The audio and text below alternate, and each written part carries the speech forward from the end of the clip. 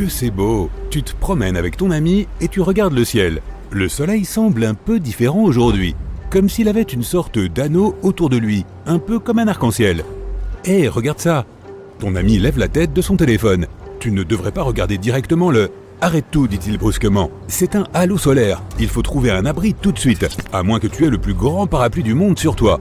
Un halo solaire est un signe de la nature indiquant qu'une tempête de neige ou de pluie se prépare. Il est causé par les nuages qui sont constitués de milliards de petits cristaux de glace flottant à 6000 mètres d'altitude. La lumière du soleil passe à travers ces cristaux, de sorte qu'elle se divise et se réfracte, comme dans le cas d'un arc-en-ciel.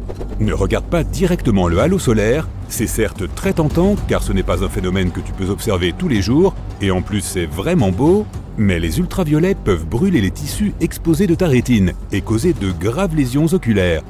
Donc, ça n'en vaut pas la peine. Si tu as des lunettes de soleil, ça ne devrait pas poser de problème. Ce phénomène dure environ 40 minutes. Ces nuages sont les mêmes que ceux qui peuvent parfois causer l'apparition d'un anneau autour de la Lune la nuit. En réalité, la nature envoie des signes précurseurs de catastrophes de nombreuses façons différentes. Des arbres en forme de J peuvent signifier qu'un glissement de terrain se prépare. Comme le sol bouge lentement, les arbres prennent cette forme très photogénique. Essaie de trouver une zone plate et évite de t'approcher des arbres, sauf si tu as une force surhumaine. Tu es en train de faire une belle promenade sur la plage, du sable, du soleil, pas un nuage dans le ciel. Puis, d'un coup, tu vois l'eau s'éloigner du rivage. Soudain, tu peux même voir des morceaux de corail, de petits poissons et d'autres petits animaux marins. C'est un signe qu'il faut t'éloigner au plus vite du rivage. Il pourrait y avoir un tsunami en préparation. Un tel phénomène se produit lorsqu'un tremblement de terre se produit sous l'eau et il peut déferler sur la côte à 800 km/h. Il se produit surtout dans l'océan Pacifique, mais pourquoi prendre le risque? Si tu vois un chenal d'eau agité près de la côte, reste à l'écart. Il pourrait y avoir un courant de retour sous la surface qui peut être extrêmement dangereux. Parfois, les vagues frappent le rivage d'une manière bizarre, ce qui forme des courants de retour. Tu verras peut-être un vide étrange dans les vagues où tu remarqueras des morceaux d'algues allant dans toutes les directions. Si jamais tu te retrouves pris dans un courant de retour, essaie de rester à flot et ne gaspille pas ton énergie à nager à contre-courant. Crie à l'aide et essaie de nager parallèlement à la plage. Une fois que tu es sorti du canal, nage en diagonale vers le rivage. Si tu te retrouves dans l'océan et que tu vois un groupe de requins en train de nager, ne panique pas. La bonne nouvelle, c'est qu'ils ne viennent pas forcément te croquer. La mauvaise nouvelle, les requins essaient peut-être d'échapper à une énorme tempête tropicale ou même à un ouragan. Les requins peuvent sentir ces choses, alors quand la nature se met en colère, ils se regroupent et nagent profondément sous la surface pour se mettre en sécurité. Tu ne devrais probablement pas les suivre. Pourtant, la règle d'or depuis les temps anciens est « suis les animaux ». Les insectes, les rats et les serpents quittent leur terrier quelques jours avant les très gros tremblements de terre. Les scientifiques ne parviennent pas vraiment à expliquer comment ils savent ce qui va se passer. Il semble que les animaux puissent sentir les tremblements de terre en avance, peut-être parce qu'ils peuvent ressentir ces petites ondes de choc initiales que nous ne remarquons même pas. Et si tu vois des animaux courir vers toi, cela pourrait signifier que tu es sur le point d'être dévoré, ou bien qu'il y a un feu de forêt derrière eux. Les amphibiens, comme les grenouilles, les crapauds et les salamandres, essaient de se protéger en s'enfouissant dans le sol. Les autres courent tout simplement. Avant de commencer à courir à leur côté, vérifie si tu vois de la fumée. Tu ne voudrais pas faire un sprint pour rien. Il n'y a pas que les animaux. Tu peux aussi repérer d'autres signes avant-coureurs d'une catastrophe imminente. Par exemple, si tu remarques que tes cheveux se mettent soudainement à se dresser sur ta tête et que tes bijoux commencent à bourdonner, mets-toi tout de suite à l'abri. La foudre est peut-être sur le point de frapper quelque part à proximité. Si tu es dehors et que tu ne peux pas te réfugier à l'intérieur, assure-toi de ne pas faire les erreurs suivantes. Te tenir près de structures hautes, t'allonger à plat sur le sol, rester près d'une étendue d'eau, t'abriter sous un arbre isolé, rester dans un espace ouvert. Et n'aie pas l'idée, certes saugrenue, de monter en haut de l'Empire State Building. Ce bâtiment est foudroyé des centaines de fois par an. Tu aimes le ski? C'est une activité très amusante jusqu'à ce que tu ne vois plus que du blanc. Les avalanches peuvent se déplacer jusqu'à 130 km/h, alors fais attention aux signes avant-coureurs. Est-ce que tu sens un creux quand tu te déplaces sur la neige? Y a-t-il des fissures autour de tes pieds? Peux-tu voir une énorme avalanche arriver? C'est le moment de partir.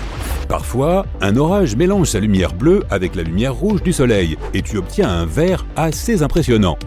Profites-en à une distance sûre, de préférence à l'intérieur. Ce nuage orageux qui s'étire très haut dans le ciel signifie généralement que tu es sur le point de te faire marteler par la grêle ou pire, qu'une tornade se prépare. Trouve un abri quelque part comme un parking souterrain ou une cave. Ok, nous savons que les volcans peuvent être dangereux, mais qu'en est-il des lacs à proximité? Ne sont-ils pas dangereux aussi? Les lacs qui se trouvent près de quelque chose de très chaud qui ne refroidit jamais, comme les volcans, sont comme des canettes de soda secouées sauvagement, attendant juste d'éclater. Le magma qui se trouve sous terre pousse en fait le dioxyde de carbone au fond du lac, et ce gaz reste là à attendre. Ensuite, même quelque chose de banal comme la pluie peut perturber un peu trop le lac et bam ou boum, tu vois le tableau. Plongée, natation, snorkeling, la mer peut être fascinante, mais elle est assez imprévisible. Lorsque deux courants de vagues se rencontrent, ils peuvent créer une mer croisée. Cela a l'air plutôt joli vu de loin, mais ce peut être vraiment dangereux pour les nageurs, les surfeurs ou même les bateaux. Cela signifie qu'un fort courant se déplace sous la surface. Tu te promènes sur la plage, on dirait que toutes les bonnes histoires commencent comme ça. Et tout à coup, oh, une grotte. Génial, non? Tu devrais probablement y entrer, explorer un peu et non. Si c'est la pleine lune, tu ne pourras peut-être pas ressortir de cette grotte. La pleine lune affecte la marée et la rend plus basse que d'habitude. Cette grotte est peut-être plus accessible, mais au lieu de vivre une aventure passionnante, tu pourrais te retrouver piégé là-dedans, jusqu'à la prochaine pleine lune. Alors n'oublie pas tes provisions si tu veux vraiment y entrer. Un nuage mural est l'une de ces choses que tu seras à la fois excité et effrayé de voir. Effrayé parce que tu ne sais pas ce que c'est, excité parce que, combien de fois as-tu vu quelque chose comme ça dans ta vie? Mais quelle que soit ton émotion, dis à tes jambes de commencer à courir. Pendant un orage, ces nuages muraux sont plus bas que tout le reste et peuvent faire jusqu'à 8 km de large. Et ils commencent à tournoyer. Tu sais ce que cela signifie. Nous sommes en 2009, en Italie. Un homme est dans sa cuisine, il voit des lumières vacillantes, il sait exactement ce qu'il doit faire. Il met sa famille en sécurité. Quelques secondes plus tard, un énorme tremblement de terre frappe toute la région. Sa famille a survécu grâce à sa réaction rapide. Il savait que ces lumières vacillantes étaient le signe d'un tremblement de terre imminent. Les gens voient ces lumières mystérieuses depuis des lustres. Certains pensent même que c'était une sorte de signe venant de l'espace. Les scientifiques ne les prenaient jamais au sérieux, mais après l'invention de la photographie, de plus en plus de preuves de ces étranges lumières sont apparues. Bientôt, ils ont compris le lien. Les lumières apparaissaient et très vite, le tremblement de terre se produisait. Après avoir creusé un peu, ils ont en fait trouvé des traces de ces lumières de tremblement de terre il y a des centaines d'années. Il y avait des flammes bleutées qui sortaient du sol juste avant un tremblement de terre. Retournons sur la plage une dernière fois. Si tu vois que l'océan prend une teinte rouge-brune, ne va pas dans l'eau ou même près de l'eau. Cette marée rouge est causée par des algues toxiques et c'est un phénomène que tu peux trouver partout dans le monde. Ces algues toxiques peuvent être là même si l'océan est d'une couleur normale. Avoir ces algues sur toi peut causer des problèmes de santé, alors si tu as été touché, rince-toi à l'eau douce aussi vite que possible. Regardons les choses en face. Pour une étoile, notre Soleil est assez ordinaire. Et non, il n'a rien d'exceptionnel. Il y a des millions de naines jaunes similaires dans l'univers. Et pourtant, nous l'aimons. Après tout, c'est notre seule étoile et elle nous donne la vie. Toutefois, il n'en a pas toujours été ainsi. Jadis, le Soleil avait un jumeau, et peut-être même un jumeau maléfique. Que lui est-il arrivé? C'est ce que nous allons découvrir. Ceci est un nuage moléculaire géant. On les appelle aussi parfois des nébuleuses obscures. On y trouve tout un tas d'amas interstellaires remplis de gaz, de la poussière et des tonnes d'étoiles. Ces nuages n'ont pas de limite précise et prennent souvent des formes complètement folles. Certains sont même visibles à l'œil nu. Regarde le ciel nocturne, tu verras comme des taches sombres sur notre lumineuse Voie lactée. Et c'est là que notre Soleil est né il y a environ 4,5 milliards d'années. Il provient de l'un de ces nuages moléculaires.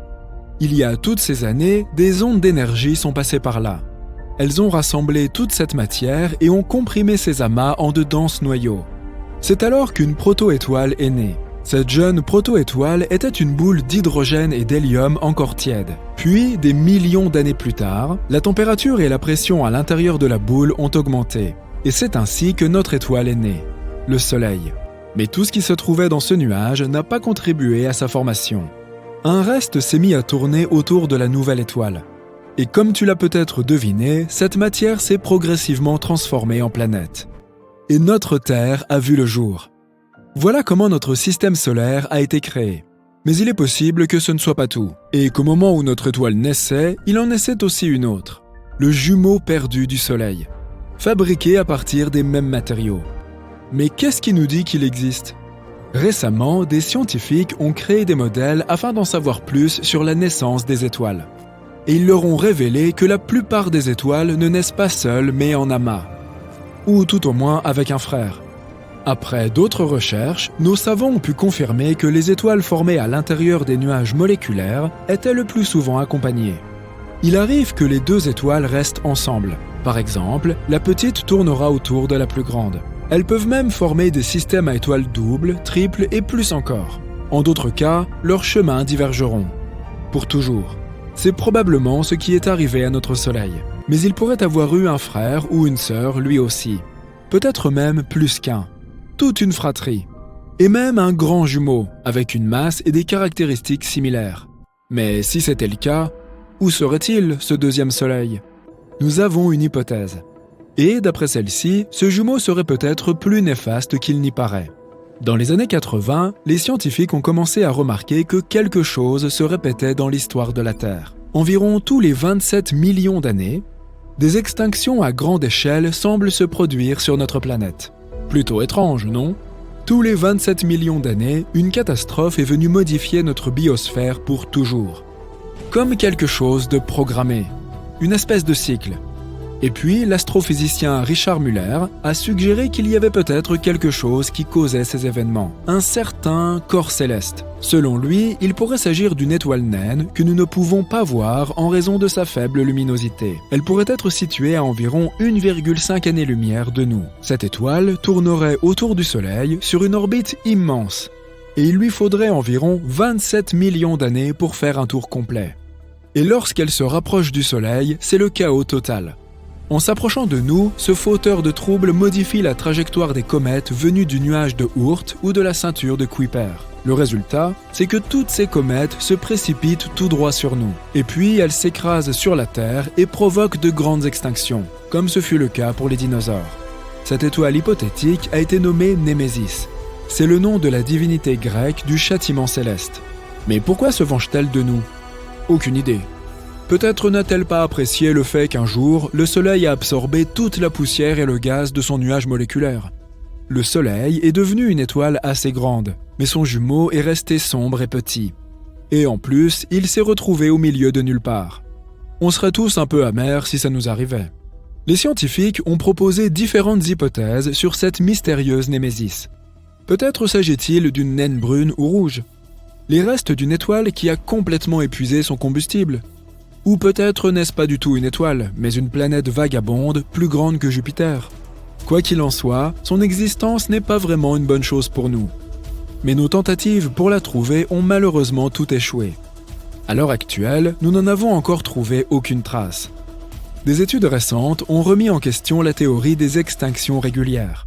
Si tu examines de près les archives fossiles, tu remarqueras que ces catastrophes se sont produites au hasard et non pas selon un calendrier précis. Maintenant, les scientifiques doutent que Némésis existe réellement. Ils disent aussi qu'une étoile se déplaçant avec une telle orbite serait très instable. Il est donc très peu probable qu'elle ait pu survivre aussi longtemps. Mais malgré cette absence de preuves, Némésis est devenue assez célèbre en ligne. De nombreux journalistes et blogueurs la mentionnent encore dans différents contextes. Ils aiment lui imputer la responsabilité de toutes nos catastrophes, comme les chutes d'astéroïdes, les tsunamis, etc. Et du coup, toute cette histoire ressemble maintenant à une légende urbaine. Mais n'oublions pas un détail important. Même si Némésis elle-même n'existe pas, cela ne veut pas dire que le Soleil n'a jamais eu de jumeaux. Tout d'abord, rien de ce dont nous avons parlé au début n'a été réfuté. La plupart des étoiles ne naissent pas seules. La probabilité que notre Soleil ait lui aussi un frère est toujours très élevée. Deuxièmement, des preuves de l'existence de ce jumeau perdu pourraient bien exister. Quelque part dans le nuage de Oort qui est situé à la frontière extérieure de notre système solaire. Il est composé de nombreuses comètes et d'autres gros rochers. Et les scientifiques pensent que ce nuage conserve tous les fragments qui n'ont pas été intégrés à notre système solaire au moment de sa naissance. C'est comme un immense musée de notre passé. Donc, dans ce nuage, les scientifiques ont remarqué quelque chose d'intéressant. En gros, cette région semble être trop lourde. Et nos données ne correspondent pas à ce que nous croyons savoir de la formation du système solaire. S'il est si lourd, c'est qu'il contient quelque chose que nous ignorons encore. Notre équation contient donc encore plusieurs inconnus. Et lorsque nos scientifiques ont inclus un éventuel deuxième soleil dans leurs calculs, les choses sont soudainement tombées justes, comme la pièce manquante d'un puzzle. Ce jumeau perdu correspond exactement à cette différence de poids du nuage de Oort. Alors voilà, le Soleil a certainement eu un jour un jumeau. Mais que lui est-il arrivé?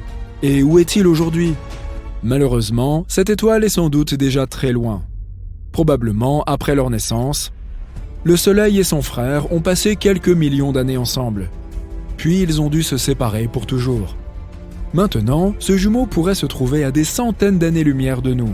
Il pourrait être n'importe où dans la Voie lactée.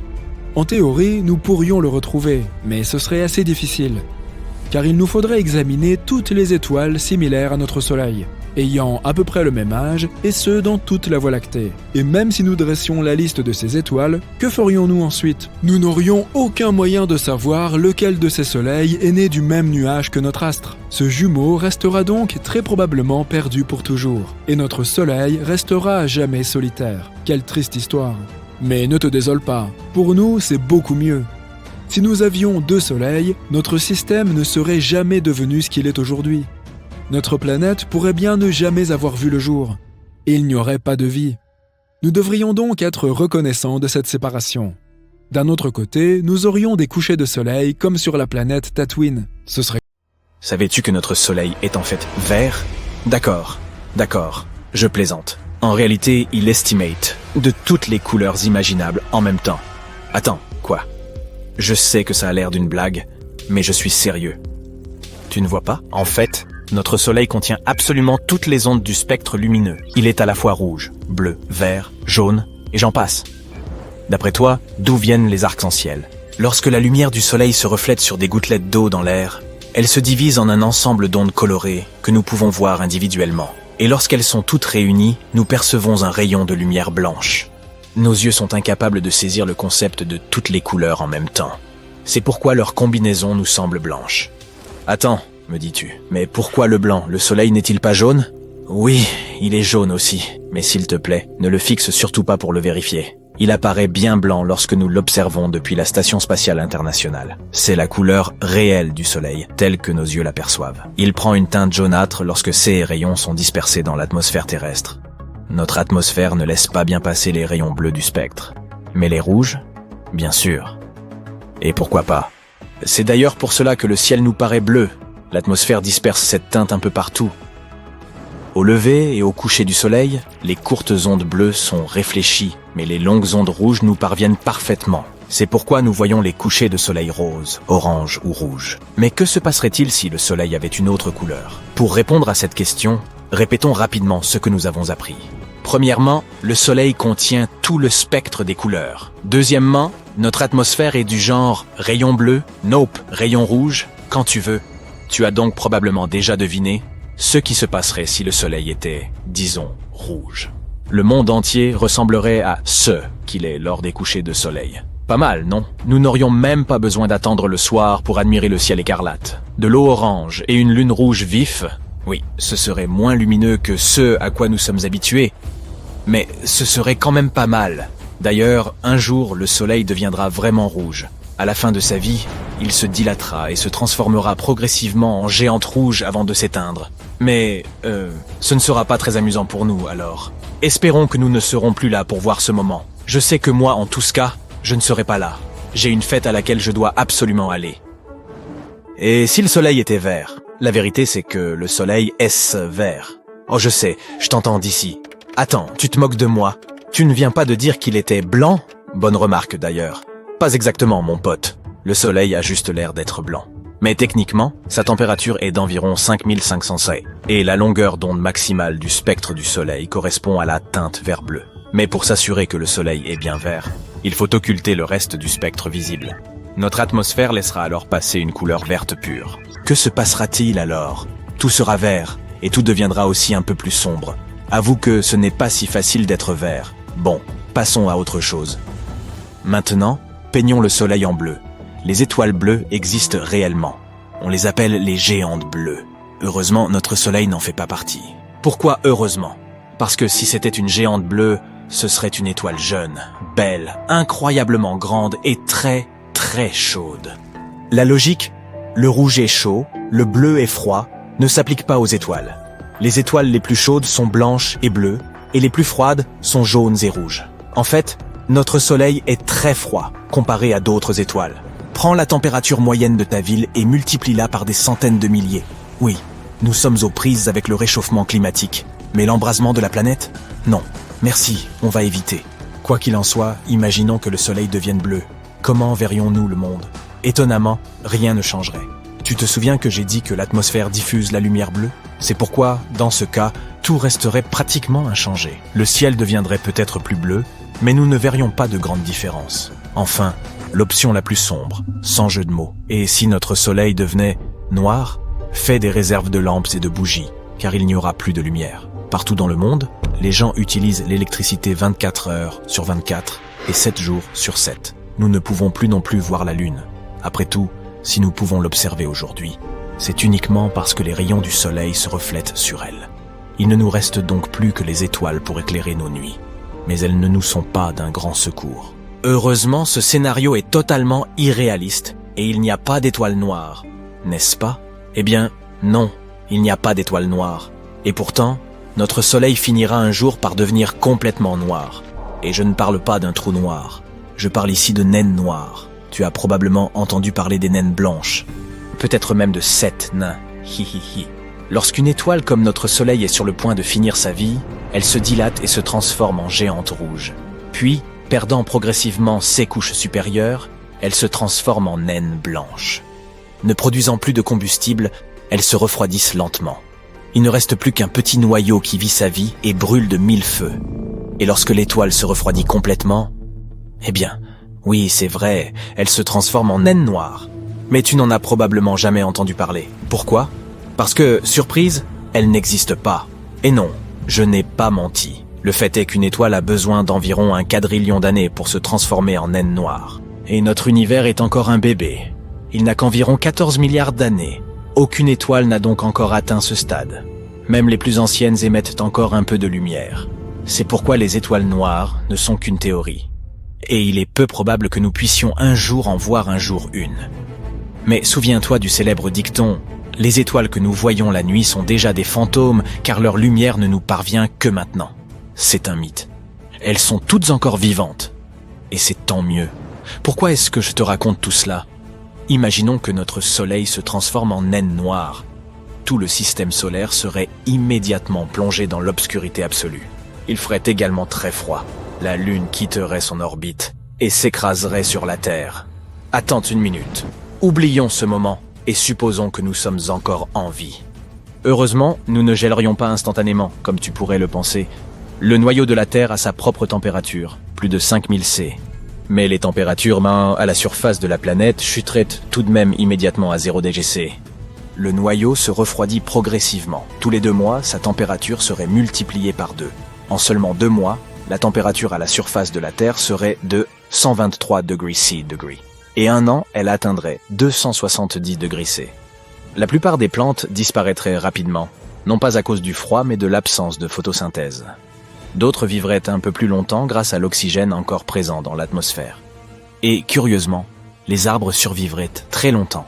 Ils ont un métabolisme lent et puisant du sucre dans le sol. La couche supérieure des océans gèlerait assez rapidement. Heureusement, cette épaisse croûte de glace isolerait les eaux profondes, de sorte que l'océan tout entier ne gèlerait pas avant un certain temps. Les créatures marines se porteraient plutôt bien.